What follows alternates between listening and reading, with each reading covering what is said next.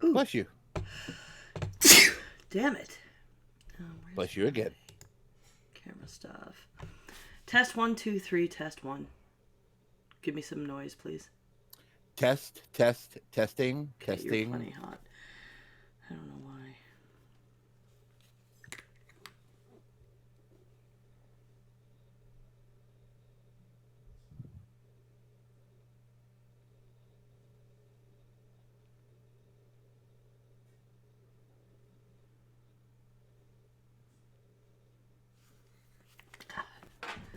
Why are we so dumb?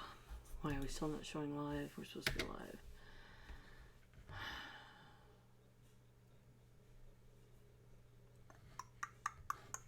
There we are. Do the share to the Book of the Faces.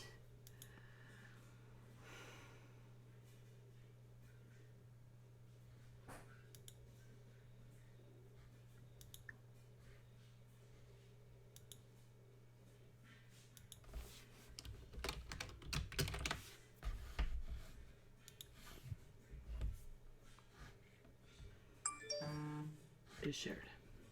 Okay. All right, one second here.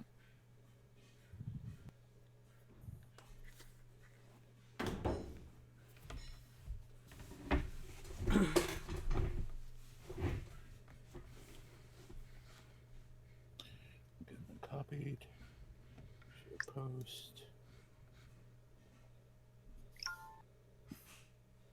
One more second. Are you kidding me? What? Oh my god. Rob's not home, he's working out. Right. And the dog was making all this noise, and I'm just like, oh my god, how much longer are you gonna be? He's like, well, put him out in the yard and do this and that, because I need to be running up and down the stairs with my ankle like this, you know.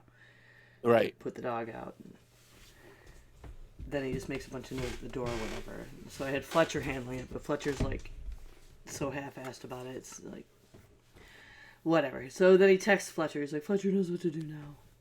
I'm like, whatever, it doesn't matter. Like, none of my shit's important, right? He gets it. Rob gets to do whatever the fuck he wants. So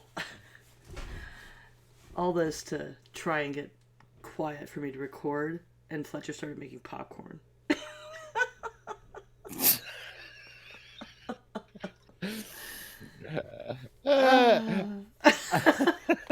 I'm sitting here all of a sudden, it was poop, poop, poop, poop. No way.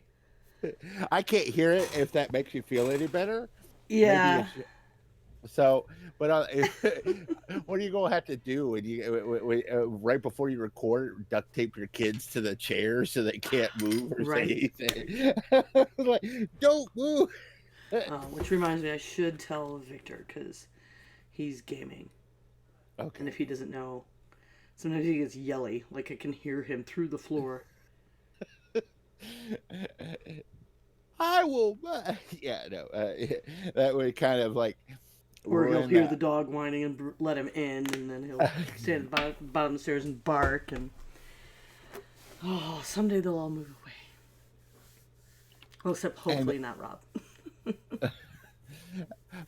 Then then you'll be like, Kelly's currently, she's got two of her kids have gone off to college and stuff like that, and it's like she misses her baby, so it's like yeah, just like, Oh, I know. I can hardly get Connor to text me back, and it makes me sad sometimes. But, you know, I didn't even get to all gain a room when he left because the other two were bunking. So they spread out. It's like, no, yeah, fine. Damn it. Fine, all right, so we ready? Yep. Okay. We don't read and write poetry because it's cute. We read and write poetry because we are members of the human race. And the human race is filled with passion. Medicine, law, business, engineering, all noble pursuits and necessary to sustain life. But poetry, beauty, romance, love, these are what we stay alive for. To quote from Whitman, oh me, oh life, of the questions of these recurring, of the endless trains of the faithless, of cities filled with the foolish. What good amidst these, O mio life? Answer that you are here, that life exists, identity, that the powerful play goes on, and you may contribute a verse. That the powerful play goes on, and you may contribute a verse. What will your verse be? Dead Poet Society. The arts empower. The arts give a voice to the voiceless. The arts help transform American communities, and, as I often say, the result can be a better child, a better town, a better nation, and certainly a better world. Let's champion our arts, action heroes, emulate them, and make our communities everything we want them to be. Robert L. Lynch, President, Americans for the Arts. Let's talk about the arts. Welcome to Heresy and Hearsay, a podcast to reclaim faith in the political in the context of political discussion. I'm Reverend Barney, and you can follow me on Twitter at SethRothII. You can also follow the show on YouTube, Facebook, Twitter, and any podcast catcher. Just look for Heresy and Hearsay. Please like, share, subscribe to us. Also, give us a review, as that helps others find us. Also, you can find. Also, to help me today is Ember. Hi there, I'm September. You can follow me on Twitch and Twitter at 9 of 12. That's NINEOF12. And hear me on the Geek Grills podcast. Heresy and Hearsay has a Patreon site. You can find that at patreon.com/Heresy and Hearsay. And please visit there today to support us. Just $2 a month goes a long way to help us continue to make this humble show. You can also contribute with bits in Twitch or subscribe for free if you have Amazon Prime. So today we're going to talk about the art. We're going to talk about politics, religion, and arts. How they kind of intersect. What happens when art intersects with politics or religion? How it's handled in the good and in the bad ways, and how it's sometimes incorporated in what happens to the arts and symbols that is used by these communities, and what their meanings can change. So we can start with something simple. We are on YouTube, as you know, and now we started after the ad apocalypse the first time, and there's been two others since then. But back in the day, I want to say it was late 2017, I think it was, maybe a little sooner than that. Logan Paul, for those who don't know who Logan Paul is, God bless you.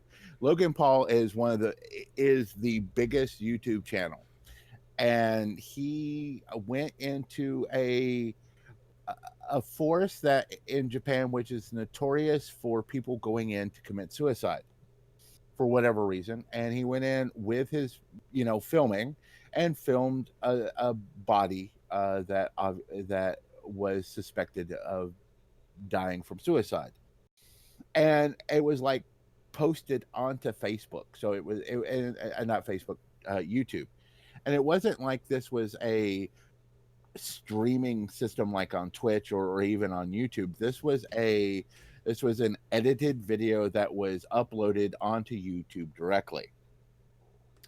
And everybody lost their mind. But so what YouTube went ahead and did, to kind of fix this, because back in the day when YouTube first started, it was just a site where people could upload funny videos and stuff like that. And eventually it got bought out by Google. And after it got bought out by Google, Google started running ads and stuff like that. And so they were basically using sort of a traditional media model of advertisings and things like that. And the people who were doing ads were upset about this. So instead of punishing Logan Paul, because Logan Paul brought YouTube a lot of money, what they did is initially what they did was they basically brought down to where certain videos would not be able to be monetized. Like our show, A lot of our show is not going to ever be monetized if we ever got enough followers, because of the fact that we talk about politics and religion. We talk about all sorts of that kind of stuff, and a lot of those programs are not monetized.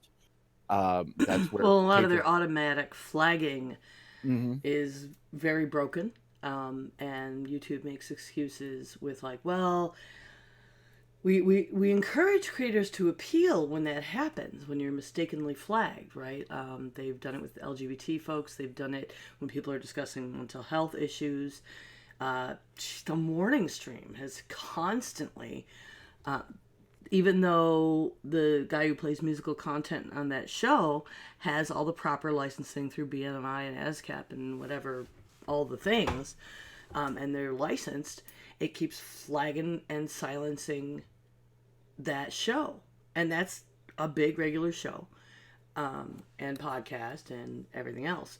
But on YouTube, and because of that, and they can't even get a response, they'd appeal it and say, like, hey, you're not supposed to be doing this. And they just don't get a response.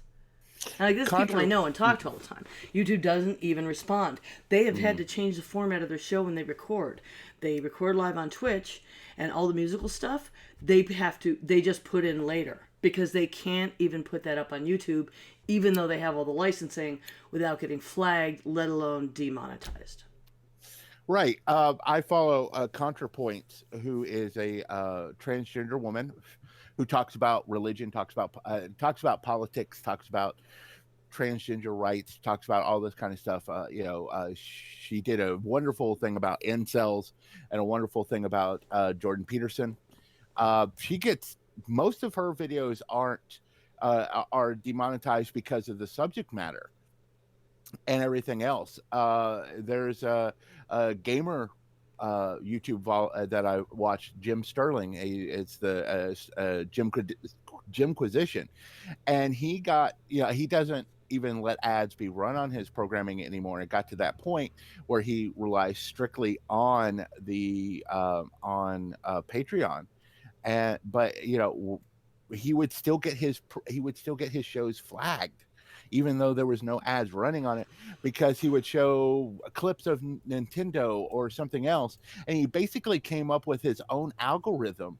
And this is stupid that you have to do this for YouTube, but basically they came up with his own algorithm where he would, like, the ones that were constantly always hitting his videos for one thing or another. So he would play a Nintendo clip, and then he would play a bit of music that always got hit, and this, that, and the other. So that how YouTube is working, if more than one person claims the video, then no one gets the video. So And here's the so, tricky thing, though, too, is I we don't want the government. We don't want to pass laws where, you know, media platforms, our social media platforms, we want as much freedom to stay there as possible. However, morally, I believe in deplatforming. But it is these private companies' decisions to make.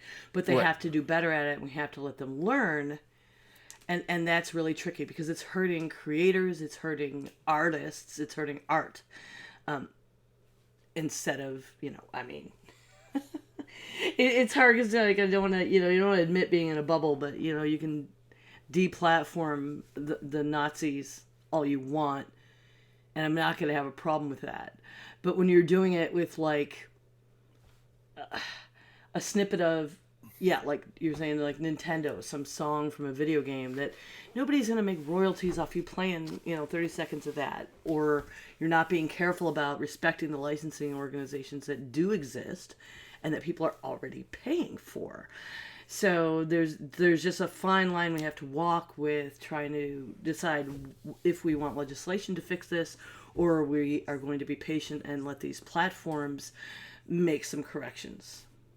Well, but here's the thing: are the platforms even incentivized to do so?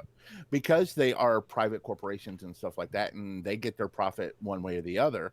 So if we get, They don't, though, because their profit comes from advertising, and that's why they do this, because they're trying to protect themselves. How many times has something like that happens, and a channel either it takes off like crazy, or people abandon it, Look at things like what happened, in television with Glenn Beck. People start boycotting the advertisers. Hmm. So the advertisers are mindful of this sort of thing too. And you can draw certain advertisers based on certain content.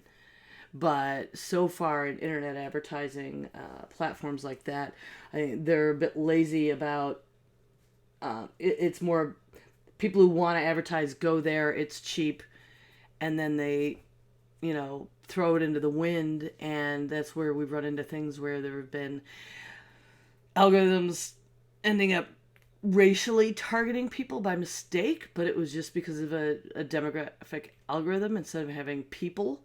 And now places like Facebook, YouTube, they're having to hire people to more hands-on manage things like ad accounts and who you want to solicit for which place instead of Hmm. letting algorithms do all this. And it's taken the humans out, have caused a lot of problems, obviously. Right, and also, but it's like, you get some channels that I personally follow. They will do paid advertisements where they'll basically make a pitch themselves. Mm-hmm. They'll advertise something themselves and things like that. Um, uh, so but on the same thing, YouTube has made it to where you have to now notify, which I can understand because there is some controversy about that too. But you have to put on your video that this is going to have paid advertisements. So if we were ever sponsored by, let's say, Audible, for example, um, then we would whenever I uploaded the video, before I uploaded the video, I'd have to put a little stinger on it stating that has a sponsor in it before we did our before you watch the video, period. Sure. And in some respects I can understand that. In other respects it's like, um I think it's again another overreaction because one channel, and the big one is because there was a channel that was basically saying, "Hey, we got this thing, where you can win." It was for another video game, which we will definitely slip into in a second. But it was a video game system where it was basically you could gamble to get skins for this online multiplayer shooter Mm-hmm. game system. And the problem is like, look at all this stuff I've won. The problem is that the guys that were posting those videos on that particular channel also had invested interest in that particular. They basically were the owners of this lottery system, so they were like promoting their own stuff without Well, yeah. saying it was their stuff. So I can understand I that, mean, but that's enforcing laws that are already in place. I yeah, mean, you need transparency. yes, you do. So but I do think sometimes that YouTube, especially, will overreact, especially to smaller channels versus bigger channels. I mean, it's like the whole Yeah. louder with Crowder thing that happened a couple of months ago.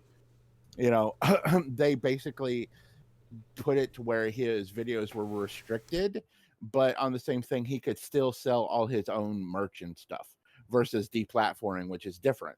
Deplatforming means he would not be able to upload onto YouTube, whereas he can still be on YouTube. People will still watch him and they'll still buy his mugs or the memberships to his specific shows. Prager University has come out, and Prager is a right-wing um place that basically spews what right-wing ideology, and that a lot they're complaining about how all of theirs are put into this special section to where you can't monetize it on YouTube directly.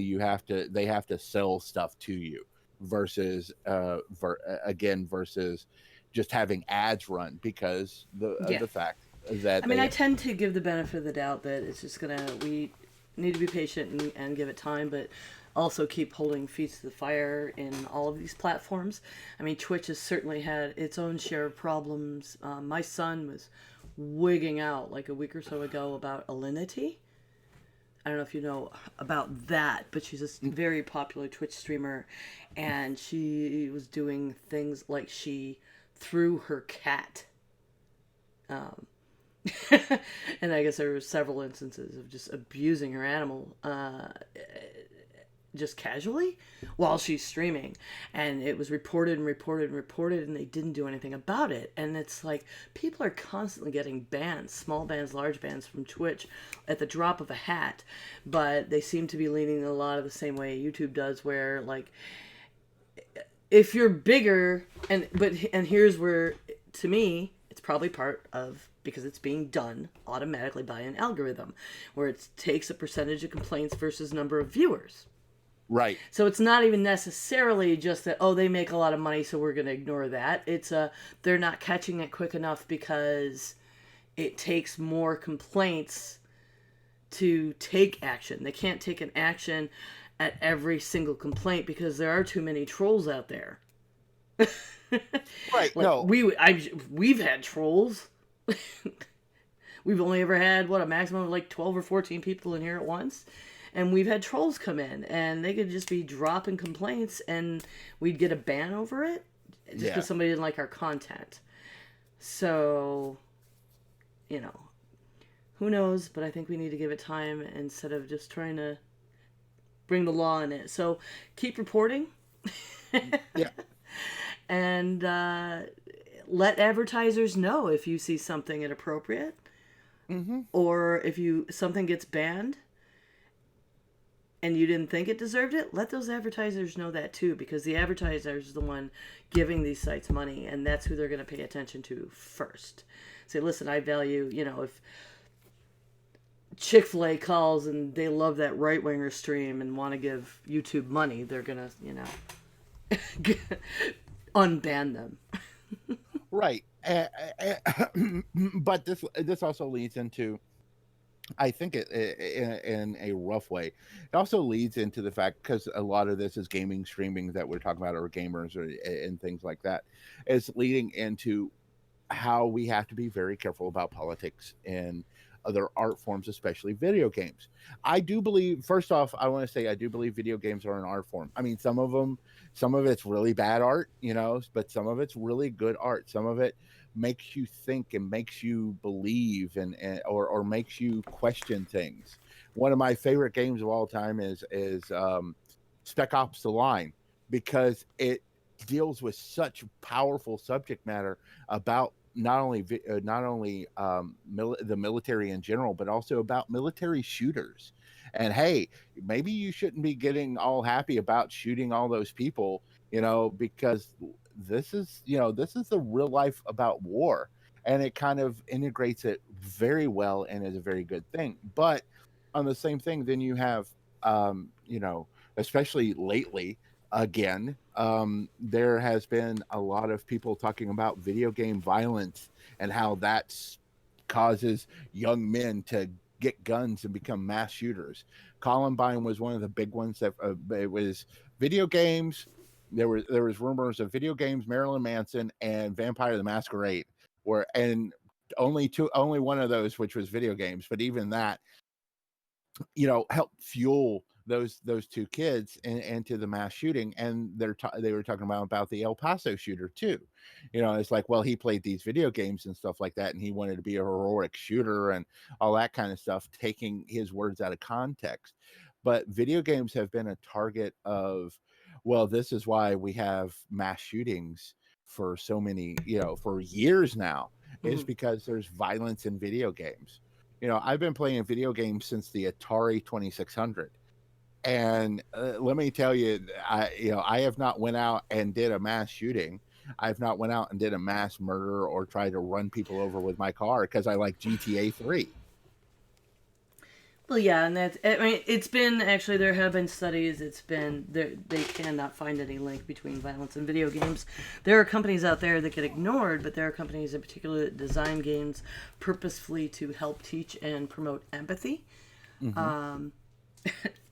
That doesn't get mentioned, right? Because that's not as negative, dirty laundry news as trying to link it to violence.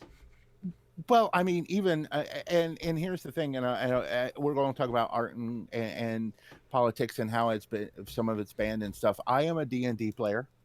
September is a D&D player, and I bet both of us can talk about our religious. I don't know if you were playing while you were in while you were a church member, but I can't. I did, and I got handed multiple chick tracts about how D&D was going to send me to hell.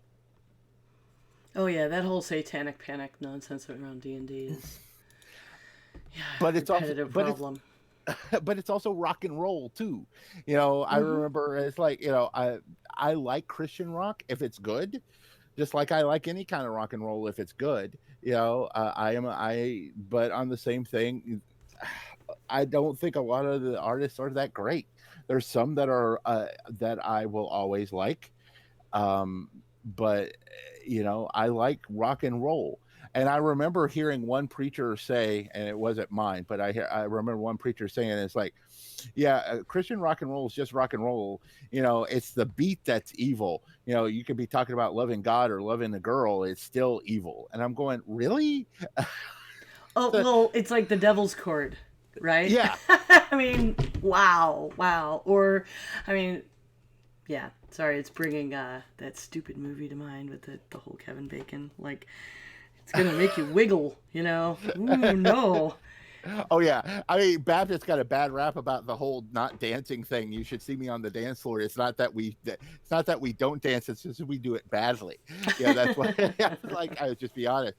But it's like, but you know, it's that whole, you know, Satan scare and stuff. And one of Tom Hanks, for those people who are interested in movies and stuff like that, and where actors got their start, one of Tom Hanks' first starring roles, where he was playing this, it was Monsters and Mazes, I think was the name of the game, and it was basically where he lost his mind and got lost in the world of this RPG.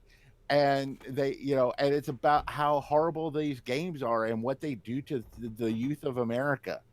And I remember that movie, and it was just like, wow, I've been playing at that time. I was like 14. I'd been playing for a couple of years, and it's like, I've never had that happen to me. So I was like, that seems silly. But I just, but so, and that's another art form. You know, role playing games is another art form because when you look at this kind of stuff, you're creating a world, and it also teaches you creativity, because you're having to create a character, you're having to live in this world, and sometimes the DMs have to create their own world, or want to create their own world. There are worlds that are quote unquote created, but they originally started out as creations from some DM's mind.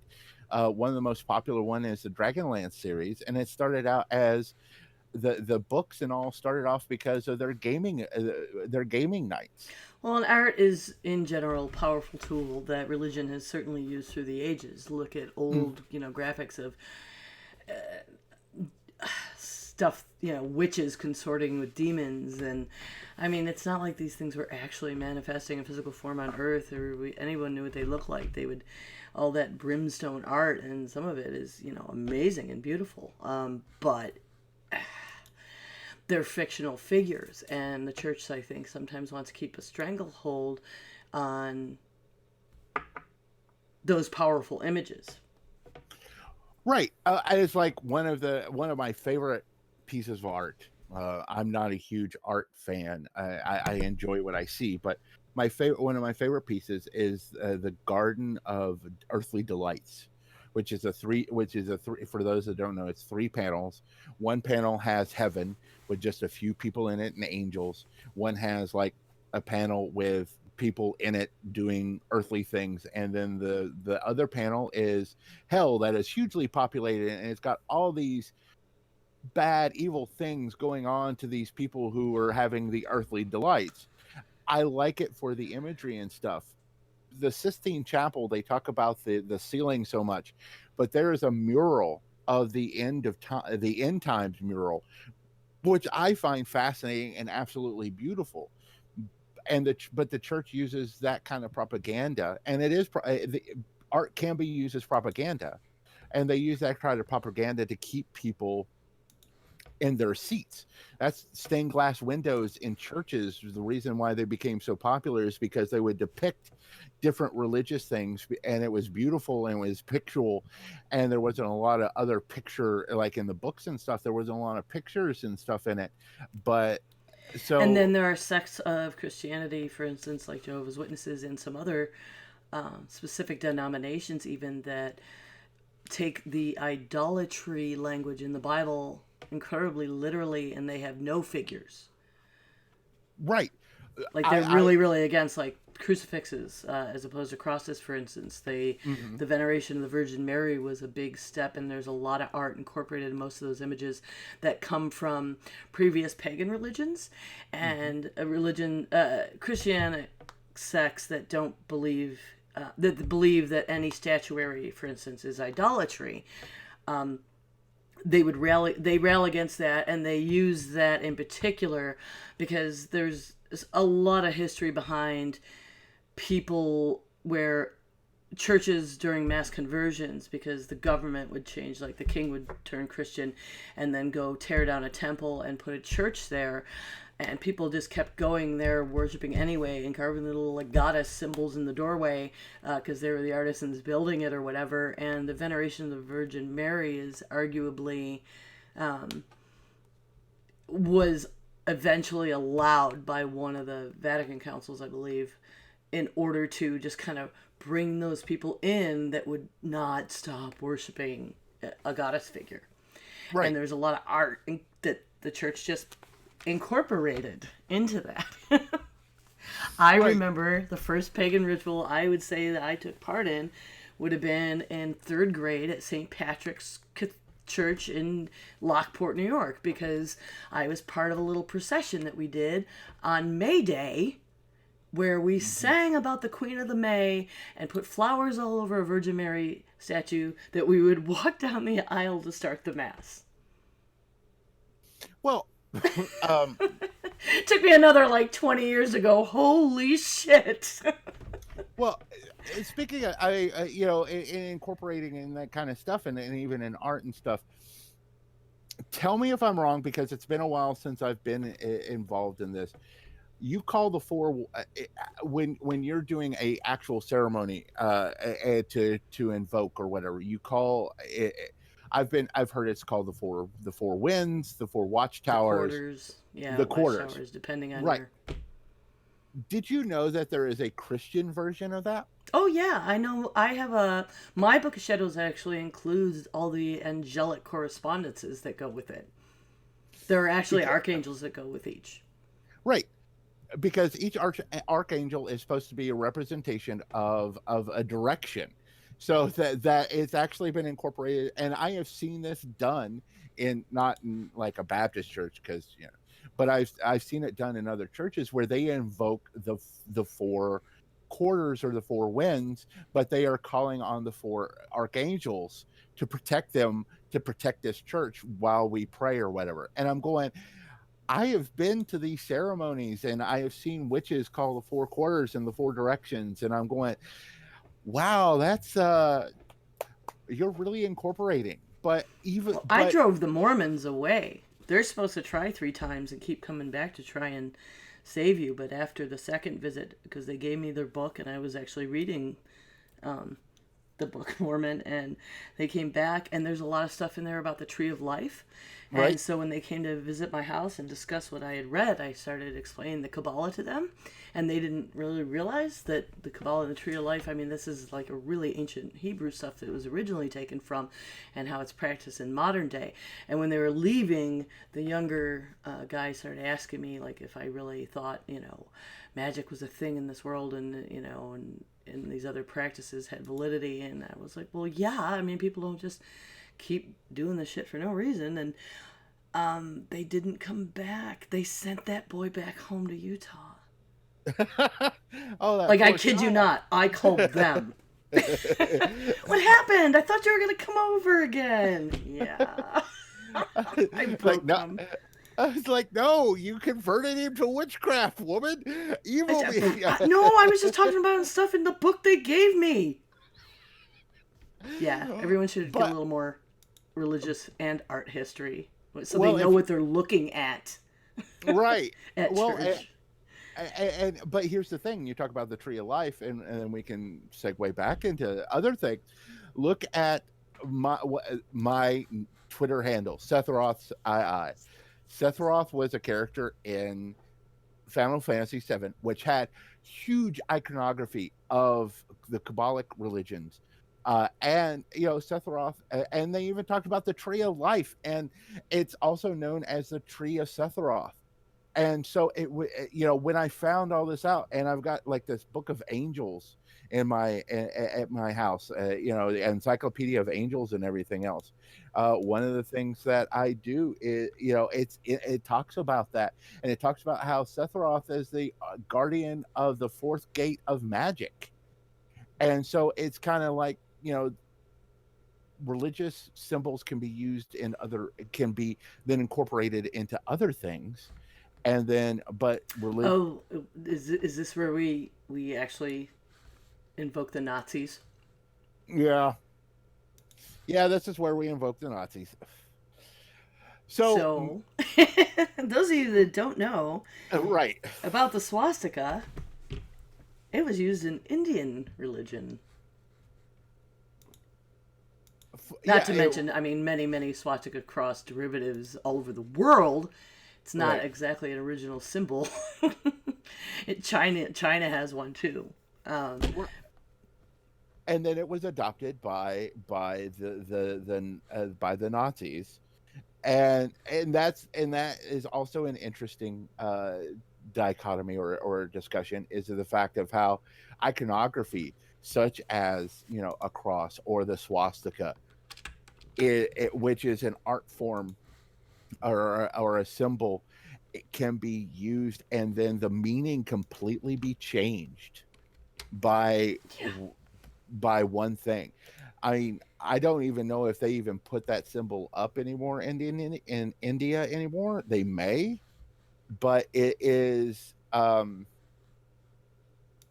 interesting, and we'll be linking about it. But it's like they're showing some of this is that it's as old as before culture kind of thing Mm-hmm. in some respects. So and then it to for it to have been so taken Oh, and then changed in such a way that anyone of the Western world, now I don't know about like China and stuff if they see it the same way, but any of the Western world sees that, see yeah. will Now it's all automatically. about just anti-Semitism, right? Like that's Right, what we see when we see that symbol. right, and you can even take it as like if you see. From something that used to is also used to represent like the Buddha's footprints, for goodness sake. I mean, Right, right, but wow. but not only just that symbol, but also if you look at the Nazi Party as a whole, and then you watch Star Wars, and you watch not the stormtroopers, which the stormtroopers, which but Yeah, go ahead and outright call them that. yeah, like uh, as a child, I didn't understand that, and then I started studying history, and I'm going, oh. But I mean, if you just look at the officers or those that weren't stormtroopers and how they dressed, or how they were dressed like Nazi party members or Nazi officers, especially the SS. So Well, and there was a methodical destruction of art on purpose while they were enacting genocide. mm-hmm, And I mean, that is an interesting like segue into another like propaganda can be so powerful. I have this fantastic book that I periodically lend to different teachers. Dr. Seuss Goes to War. right, I'll link that too because that's amazing to see. And I don't know if any of you wanted to look it up too. It's really interesting that like Disney made, buy your war bonds now well, cartoons. one of the most famous ones that people talk about is the Nazi Donald Duck one, where he's a Yeah. bomb tester and stuff like that, and picture of Hitler, and Donald Duck goes, how Hitler, it's a dream. He's not Donald Duck is not actually a Nazi, but it was so. But and then you talk about the Dr. Seuss. I saw some of the stuff Dr. Seuss wrote, especially about the Japanese internment and how it was a good thing. Yeah, not wrote, but how he did the illustrations and stuff for that type of propaganda. But you also got religious propaganda. We brought it up earlier. The chick tracts are hugely well known now, and there are people that actually actively go and collect them because they are so. I haven't seen that, and that seems a little weird to me because I mean, look at his actual books. How Mhm. could he have written that about Japanese internment when he wrote Yertle the Turtle? I'm confused. Because like you're gonna talk about separating art from artists, right? Like Right. how much of this is you sell out and you're making a buck, so you make these images, pictures, cartoons, for the buck, and how much is it what you believe in? Because you know when a fascist government is in the works, they start destroying art, and it's a form of censorship because it has a powerful emotional reaction to have something visual presented. Right. And that's where things like, and this also leads us into graffiti. That's where, doing graffiti is so powerful, especially in those kind of oppressive areas. Because it's a quick form of art, but it's still art. It still has a message. It's still trying to say something, and it's still trying to rally people. Um, Yay, and Banksy. uh, I have a friend who curates Banksy, preserves it in mhm. New Orleans 'cause some people are stupid. Like Umbrella Girl, everyone knows this image, right? I He, don't. it gets actual graffiti. See, and that's another thing. Like, you can differentiate technically graffiti from street art Right. because graffiti is just, tagging your initials generally, and then there's art Hmm. that's being presented. However, but it usually ends up all in the category of graffiti legally because if it's not commissioned to be put there with permission, then it can just be painted over, it can be outlawed, you can be fined, you can be punished. But people are actually tagging like the beautiful piece of art that Banksy left there, and they tag it. And it said, but there are people that now it's like considered a landmark, and it's people can be paid to preserve it, and they've covered it in plexiglass, so it's easier to clean without ruining the image. Right. And it also protects it from the elements as well, especially. But it's like the two things. One, I know that both of us have our hearts in, but one I want to touch on real quick is the little girl statue at Wall Street that's standing in front of the bull. Do you know the Mm-hmm. one I'm talking about? Mm-hmm. How that was put there from a mutual fund company about investing in women. It's they had a specific mutual fund that was about women entrepreneurs and stuff like that, women owned companies or whatever. And so they put this out there as a brave little girl, but it was simply a marketing tool, but it's become a symbol of something else. I mean, women all over the world go and take a picture with that statue. They had talked about having it removed, and it was removed, and there was such an outcry that was put back. But initially, it was a marketing tool. It wasn't supposed to be anything permanent or anything like that, but it became the symbol out outpowered its usefulness and outpowered what it was supposed to be. Like we talked about the Nazi symbol, the swastika becoming the Nazi symbol. On the same thing, it can also go in reverse, where something that is strictly a capitalist society system is used for empowerment of women. And women, especially where it's located. It's located straight in front of the raging bull at on Wall Yeah. Street. And I think that you can easily equate and elevate something as simple as outright graffiti to art in itself when it is engaged in for political activism. I remember watching the wall come down, Oh yeah. right? And there was a lot of graffiti in there. Now, if somebody doesn't have time to go create art, and they're certainly not going to be commissioned to or get permission to do something intricate and beautiful there.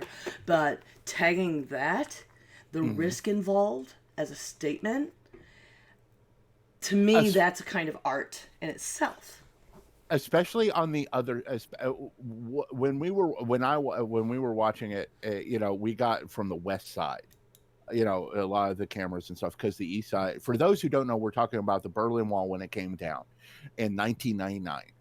um it was a separation between East and West Berlin, which was basically a symbol of East. The Iron Curtain was basically a symbol of the Iron Curtain at that point to a lot of people, especially in the West. When it came down, it was like this opening up of the East and West meeting, and there's a huge history about that, and you really should look into Yeah, it's that. a little much right now. Let's not recount the whole Yeah, Cold War. yeah, but one of the things is that, uh, and to tell you capitalism, um, they sold pieces of that you could purchase, for like as little as like $20. You get a little tiny sliver of the supposedly of that wall, or you could pay a couple of $100 and get a really big piece that had the graffiti that you could see it. But what I found interesting was not so much the graffiti on the west side, though that was dangerous. It was the east side graffiti that I found more interesting. The fact that they were, because that was more um patrolled by a more dictatorial, uh, uh, uh, authoritarian unit that would shoot somebody for spray painting the wall or whatever. And the fact that there was still graffiti on that side of the wall and that kind of bravery was fascinating to me. As someone who was watching that, I was in my 20s when it came down, and it was just like growing up with this threat, and then seeing that and that symbol alone, and then what happens? Less than a year later, there's a music concert there, by a German band, Right? Yeah. you know, and everything else, and so it's just, and you also have to remember, and this, I know it's a huge thing, but also have to remember it is at that point that Germany was two countries and they became one country again. So it was also, it unified people by seeing that wall come down, and the art that was involved and the protests and everything else, and the bravery of those protests, and the art that was talked about, the poetry, the stories, everything else that was written about it afterwards was just powerful. But you look at art and what it can do to people. There's been protest songs written, not, and as well as war songs. One of my favorite protest songs is, they played Waltzing Matilda, and I prefer the Prog's version of it because it's like 8 minutes long, and it is super, super depressing, but it proves the futility of war. I love that song too. It's the futility of war. Leonard Cohen put out a song called Democracy, talking about democracy and voting and how important all of that is, and how important democracy is to the entire world. Um, but Well, and comedy is another mm, bastion during times of political turmoil, religious turmoil. Like comedy kind of gets a pass. I think some of the wisest anti-censorship things in place in law in the United States that makes us our freedom very very strong is like satire and parody being untouchable, and mhm. that's with good historical reason that art form needed to be protected because those are the voices of the people when shit starts to go bad, right? Shakespeare, Right. was a voice in the darkness at times too. Well, and there was a line, that I heard from somebody somewhere that said that a court jester, was the only person that could tell the king they were an idiot Exactly. and get away with it. But I mean, it's like the people that, I look up at the Lenny Bruce, I look up to Bill Hicks, I look up to, Lewis Black. I look up to those people, and because they are political and religious comics, but they have such a deep commentary as well. about religion and about politics, because they make you laugh to break down those walls, and then when they break down those walls, then they can gut punch you and say, hey, this is what's going on, but they can still also make you laugh while they're gut punching you, which is weird and painful. You're laughing, you're going, ow, that kind of hurt a little too. But so comedy is extremely powerful, music is extremely powerful, um satire and everything, is a very powerful tool. But sometimes it has to be street oriented, sometimes it's to honor someone who passed away. I know I want to talk about this because it's something we're both passionate about, and I want you to go through the entire story of this mural. Oh, in Statesville. Yes. Okay. Well, so a few years ago in Statesville, this amazing thing happened where there was it basically it appeared overnight. Now it had been already commissioned. It had been planned. Um, there's a little street festival right there in the parking lot planned, some kind of jazz thing next to this art gallery, the New South Art Gallery in downtown Statesville, where it used to be. It's not there anymore. But Prince died, and this mural went up like the next day. So it was just this confluence of circumstances. Bam, it was there. And it became, understandably, an incredible draw. And it's beautiful. It is a beautiful, beautiful piece of art. People come from other places to watch it, or to take pictures with it, just to see it. When I had family come visit town, I was like, we got to go take a picture with the mural.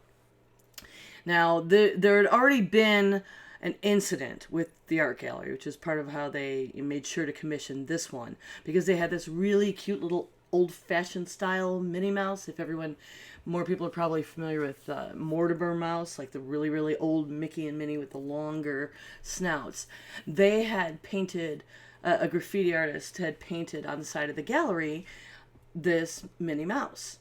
And it was just kind of mostly overlooked, but the city was complaining about it because it was technically against the law and all this stuff, even though it's on the side of their building. And they eventually covered it with like a chalkboard sign with upcoming events because the city made them do that. So then this Prince mural went up, and it became this huge fight about making sure everyone always gets everything permitted and anti-graffiti and blah, blah, blah. And about a month and a half later, Muhammad Ali, just after he passed, the same artist put a mural on the wall opposite. Here's the thing. The people that rented the building, that owned the building, they didn't mind that, but it was not commissioned. It was not approved ahead of time. And the city actually got it painted over, which is kind of sad. And I was a little torn about this. I was a little annoyed because, I mean, it's great art and it's being destroyed and it's stupid. I mean, it's not like it's used space. I think this is a beautiful way to perk up a city with nothing going on. Like just standing your ground and being a petty city council and painting over such a beautiful tribute was heinous. On the other hand, the artist was kind of being sensationalist, and he was being a jerk because he knew damn well the rules, and the rules had been established. There had already been allowances made. There were special city council meetings held to change the law that was in place to allow a process for these things, to not paint over other things, and he did this anyway. And that weekend after that, there was this graffiti show in some old warehouses on the other side of town, and I really think he did it as a publicity stunt. That's how I found out about the cool graffiti show, and I did go there, and there was some fantastic art. I didn't know we had so many great graffiti artists or street artists in this town because they're not allowed to put it anywhere. So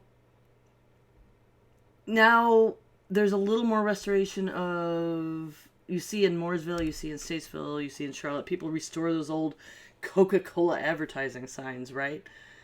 Like we're concentrating public funds, sometimes private funds are raised. They did that with the recent Coca-Cola one. It was private investors, a lot of nostalgia restored a Coca-Cola mural. But I think we need to be louder about making more space for more expressive art and find out what your local laws are. Help your artists find a space. I agree, and it's not. And to be clear, it's not like it's freaking huge. It's like it takes up the entire. It's a 2-story building. And it takes up what, most of the 2 stories. Oh, and the Ali It's one was like twice as high. Yeah, so it's huge. Well, I remember way back when Charlotte was talking about limiting they were doing some construction and stuff like that, and they were going to be limiting the number of billboards and things like that. One of the billboards that I think is still up, but one of the billboards was the JFG Coffee Company billboard, which had become kind of a landmark for Charlotte because it was one of the first light up billboards. And I remember there was a huge fight about that billboard and about it being removed and everything, and it's still standing. And I think there's something for nostalgia for old product billboards and stuff, and old product murals, because it is a form of art. And if we can't just limit ourselves, well, this is selling a product. Yes, it is, but it's still artistic. It's like Yeah. it's like the tobacco and stuff, little cards and stuff. They're hugely popular. Yes, they are selling tobacco, but they are still hugely popular. Still huge, and they're so beautifully done. Yeah. So And there's an interesting point, and I will post the article in our show notes for our listeners out there, that a local editorial person had written, though, about, we want these designated art spaces, but we keep fighting over this and that and the other thing. The idea of it being transient is okay. Art being transient, reminding us to live in the moment, like let it fade away, is an interesting way of thinking about it as well. well, and it's like the Buddhist artists that do the sand art. That is a perfect example of that. Right, a mandala. Yeah. And I know Native Americans do this. A lot, there are some Native American tribes that do the same thing. They do these gorgeous, absolutely beautiful sand art with colored sands. And the instant that last grain of sand is done, put down, they'll look at it and then they'll erase it because because art is just art and it goes away, and it fades just like our lives. It's kind of symbolic in a way, and it's just people, what they do now is they try to take a picture of it, but I think it loses the essence of why they're doing it in the first place and why they get rid of it. Is yeah, you've saved that picture and everything, great, but that's not the point of them doing it and then erasing it. If you're saving the picture, you're defeating the point. Yep. So but so the again, there's been a lot of we've kind of touched on a lot of things, but we wanted to make it clear that there is a place for art, but we also have to be careful of the art that we consume, and the art that is allowed to permeate our society, because some of it can be we also have to be careful about how we judge it. So I think that's important to understand as well, because in some respects, like if you look at books that were written, like if you look at the movie Gone with the Wind, that movie could never be made today, but I don't think we should burn every copy of Gone with the Wind. It's a part of our history, and No, it's okay. I was thinking about a conversation I had with my son last night. I what told were him you to watch thinking it, about? make him watch Blazing Saddles. Oh But we yeah, have to move along. yeah, no, but that's another one. It's like real quick, and then we'll move on and end the show today. But Blazing Saddles is hilarious and everything, and people were talking about how it can't be made today. It's like, no, but you can still make that kind of cutting artwork without having with today's sensibility. But you can still watch that. You can still watch that and understand where it comes from and why it was so funny. Then is because it was trying to take back that Well, a lot of it language. was absurdist. In that instance, I Right. think it's protected Right. as well, right? By satire? No, Oh, by it's parody, by parody law. But anyway, yeah, it's satire, but it's also right. So it's satirizing the world around it and everything. It's just that you sometimes we look at art with today's eyes and go ooh, but sometimes we have to kind of step back and go, well, this is the reason why it was so cutting back then and why it hurts us now is because of that language. And I think Mel Brooks was trying to make a point with that as well. right, You know, which and is you different have art than like casual rape stuff in '80s movies that we didn't think anything of. right, Like, correct. I mean, right, yeah, no, I mean, there's a it's reason we yeah. shouldn't be doing that anymore. Yes, there's yeah. And it's like there's a reason why. Real quick, there's a reason why women in refrigerators is a bad thing now in comic books or in hero stories in general. Using a woman's death to portray the male to do into action is now bad and cliche, and people call it out for what it is, which is bad and cliche. So, but these are some of our thoughts. Do you have any final thoughts before we end the Nope. show tonight? All right. So, thank you again for joining us here at Heresy and Hearsay. I'm Reverend Barney, and you can follow me on Twitter at SethRothII. You can find the show on Facebook, Twitter, YouTube, any podcast catcher, as well as our website. And just Google us. Don't forget our Patreon page, where $2 a month can keep this ship going. Okay, I guess we're skipping carrot and stick. Uh, Oh, I am so sorry. All right, we'll back up to carrot and stick. I'm so sorry. it's okay.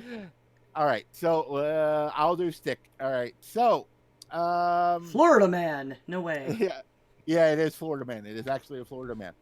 Florida man got arrested after threatening Walmart to shoot up a Walmart if the remote control car he purchased didn't work properly. Yeah, I'm yeah, just like, yeah. Let's and not I, insert culture, okay? and here's the thing. It was like 2 or 3 days. It was like maybe a week after what happened in El Paso at a Walmart, and Yeah. I'm like, he's also one of these sovereign citizens people, which they basically don't believe the law involves them anyway. So So I feel like I want to add another stick to your stick because okay, actually, in reference to the El Paso thing, I don't know if you saw, but there was the man who lost his wife in that shooting. And right? then he didn't have anybody, like no family left in his life, and he invited people to come to the funeral. So there's kind of a lot of carrots and sticks going on here, where, like, so many people showed up that the church was overflowing. Just the town, everyone rallied around this man in his grief, and then his SUV was broken into and stolen and crashed. Wow, that's fucking shitty. And like somebody had like broken into and stolen a pressure washer or something from a vehicle nearby his and this and that. So it was obviously some stupid punk ass breaking into vehicles and stealing shit. So, I mean, they should be smacked around with a stick, but boy, I bet they felt really extra remorseful when they learned whose car they took. That poor guy. Holy shit. But kudos to all the people stepping up and comforting that man. And then we have a follow up to one I did when September was voiceless. Is that Atlanta school system, which they have 77 schools, made all their breakfast and lunch free to all students. And I think that's a huge deal. I personally think that school lunches should be free to everybody. I understand logistically it's impossible, but No, again, it's not. I'm sorry. no, you're fine. I feel it should be. I feel Priorities, that, people. yeah, yeah. Less football, more food. Yeah, that's it. Yeah, less football, more books. How about that? Yeah, I know that'll get me. Can't leave my house now. Yeah, that'll get me in trouble. What? No high school football? At least I'm not in Texas. That would be a death knell. But yeah, so that's a good thing. Yes. And you put up one. I did because I love this story so much, and I mean, I couldn't not uh, mention it. I couldn't go without mentioning it here. I mean, this little boy, and his name was Christian, helping his classmate get into the school, and he didn't even know his classmate. This is like his first day of school. They're starting, and this little kid Connor was autistic, and he just got overwhelmed, and he just had a meltdown, which is that can happen. Um, it happens to my son, and he was just losing it. And this little boy went over and just took his hand, like consoled him, it's going to be all right, and took his hand and walked him into the school. And thank you to the media and to the people that this, like, it got all kinds of coverage. It went viral. We need to all, treat each other this way, regardless of race and ability and class. Just a child just automatically doing a beautiful thing that made sense to him to do.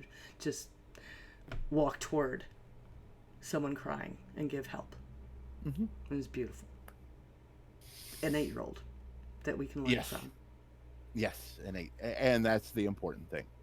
All right, so let me try the ending again. Oops, Or we can skip it. You already did it. Yeah, I did it. For editing purposes, you can edit out the first one. It's like so. Okay. Yeah. Thank you for joining us at Heresy and Hearsay. I'm Reverend Barney, and you can follow me on Twitter at SethRothII.